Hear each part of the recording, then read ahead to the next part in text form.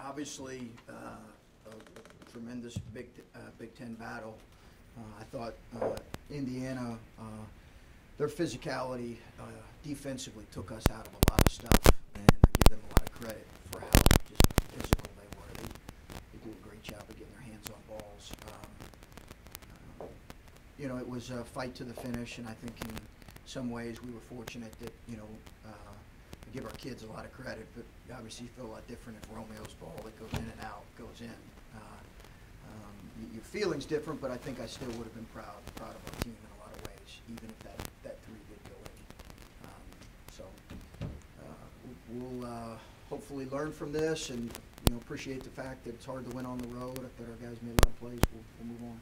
The dunk from Andre, you were trying to set it up, look like you were going to look at Caleb, but the guy said you were looking for Andre. No, it was for Andre.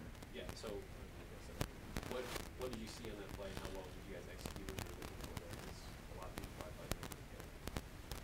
Well, that's about a 10 out of 10, and it rarely happens for you as coaches, honestly, when you get exactly what you're trying to get. I mean, I'll say rarely, but it doesn't happen a lot. Maybe you get a tip in, or a guy, they take that away, and a guy makes a play to win the game. Been very few of my coaches. I mean, a few times where you get exactly what you're looking for. We just knew they were going to be heavy on the ball screen, so we tried to slip them out with Caleb high. And I thought Andre did a great job finishing, and the pass was perfect. Does that answer your question? Yeah. When you run that, and you're talking about it, you hope it works out the way that it did. Are you telling Andre, finish this with a dunk? Yeah. Sure we thought the corner guy, the fifth defender, the guy guarding a corner shooter, would pull, and I think that was Romeo who tried to make a play on the ball and almost did. He really saw it well. We haven't run that play all year. We've never run it. We just have had it ready in case teams play a certain way. You guys it seemed like you were posting Andre a fair amount. You have 3 or 4 buckets down there. Was that a matchup thing, or is that something you're hoping to see more from him overall? A little bit. It was more what we're trying to see from him. Yeah, there was a little bit more of that. And we were struggling with some of the double teams on Caleb, although I thought Caleb gave us some really good minutes. He did some really good things, but that was the reason. We just felt like we could get him in the low box where he's comfortable. What was the key to keeping things positive, keeping the guys dialed in? You had some significant offensive droughts multiple times, but you never gave up the leads at the very end. What was the key to keeping guys on the right thing and not letting that spiral? Because I felt like it could have gone the right number of times. Yeah. Well, I think it's a good question. I think you're trying to work on that from day one, really, with your group, because I don't know if that's something you could just turn on in the middle of February. This idea of just playing the next play and staying with it, because you're right, it could have, you get so frustrated, coaches get frustrated, players get frustrated, but it's a fast game, and if you let that get the best of you, then you got no chance.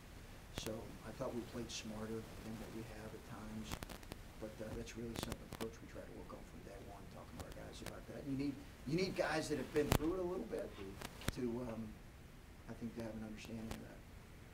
Kept Jawan Morgan pretty quiet tonight. What were your big guys doing kind of at the point of attack there, and then on the help side, what made those help defenders effective in taking away his passing lanes?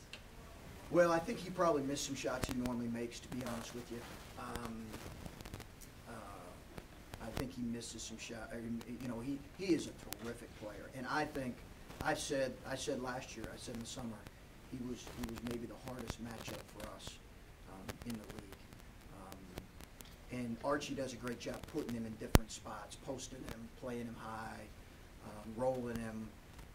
So we just had to send bodies to him, and I thought our guys did a good job of sending some multiple bodies at him.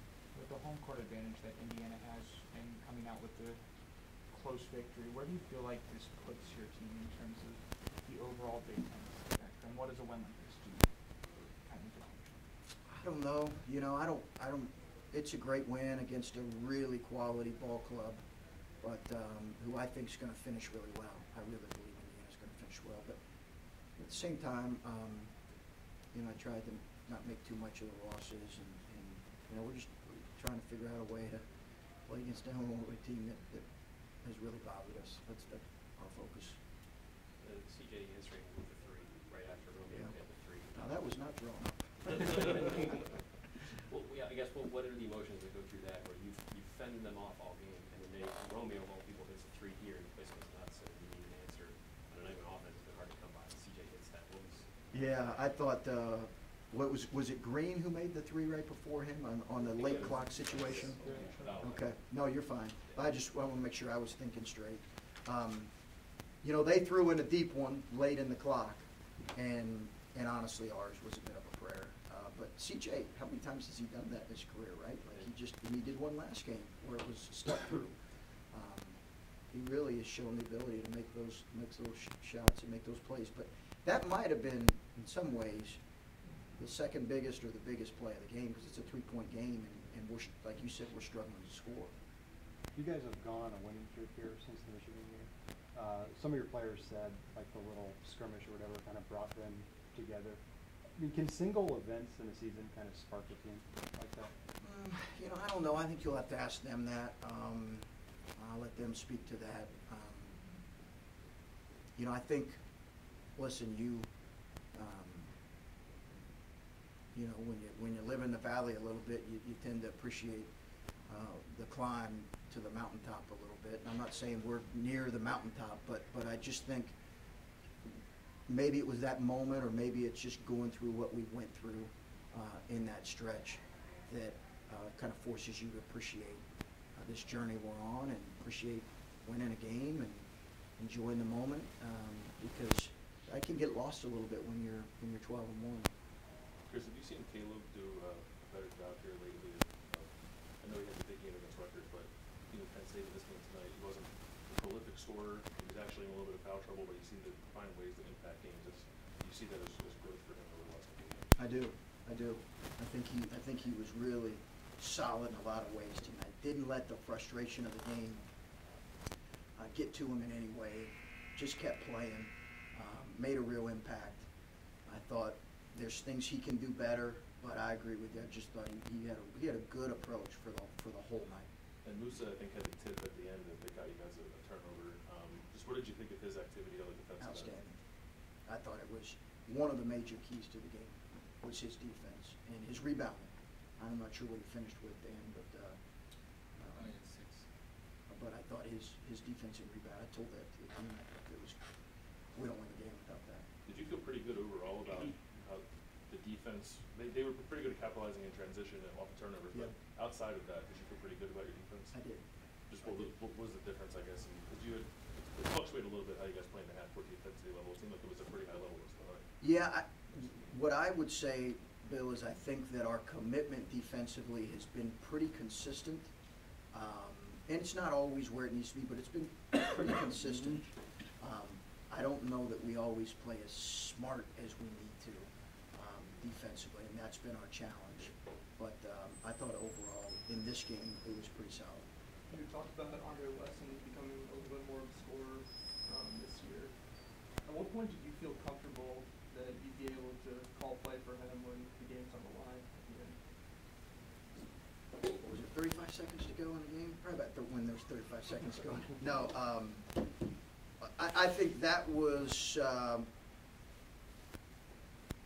he fit kind of what that action required, and he's a good finisher. He did a great job finishing. But I would say most importantly, we went to him in the guts of the game when we needed a basket, and that was probably just as important as more. It's a 2-point game, and like we're going to him. That was something that I think. If you'd asked me when did I start thinking that, probably about a third of the year. So I felt like, hey, could we put him in different spots? Because we all know this group has struggled to score the ball. Like, that's not a secret.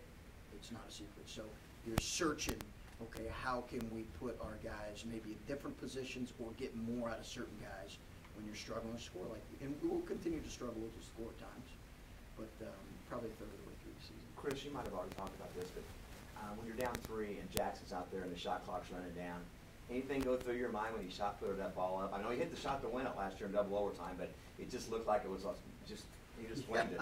It's amazing. He has an incredible knack for that. It was a busted. We didn't have much going that possession. We didn't have anything going, and he's got an incredible knack for that. But I was relieved because I thought the game was potentially at a tipping point there. Okay.